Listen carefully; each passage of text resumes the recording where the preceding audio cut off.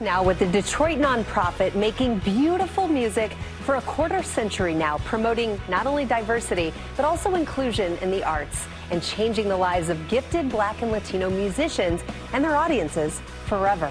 Let's listen. My life has been spent as a social entrepreneur.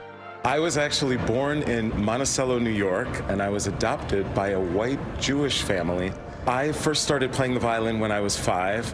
I became just obsessed and passionate about the instrument, and I was very, very lucky to get access to incredibly high-quality teaching at a very young age. I was working on my degrees in violin performance at the University of Michigan, and I went into a lesson one day, and my teacher said, "Would you like to play music by Black composers?" I never knew there were any Black composers up until that moment. And I started thinking, how could this be? The overall mission of Sphinx is to transform lives through the power of diversity in the arts. There are 150,000 young people that we reach directly through our programming. When Sphinx began its works by Black and brown composers on the stages of American orchestras comprised statistical 0% in terms of what was being performed.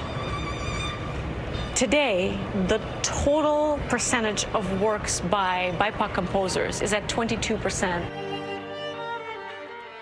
Sphinx's home is Detroit, Michigan. We have a national impact through most of our programs. The flagship of Sphinx has been our national competition for young Black and Latinx string players. I got involved with the Sphinx competition in its very first year in 1998 as a semifinalist at the age of 16 years old. I'm proud for persevering and leaning into myself and trusting in myself. Sphinx to me is a celebration of family and all of our traditions and all the history to get us where we are today. The life that a young Black violinist experiences today versus what I experienced in the 70s is different. I would absolutely argue that they are less acute, and that is in part because of the work of so many of Sphinx's constituents who have been able to help pave the way for that work that young people are doing today.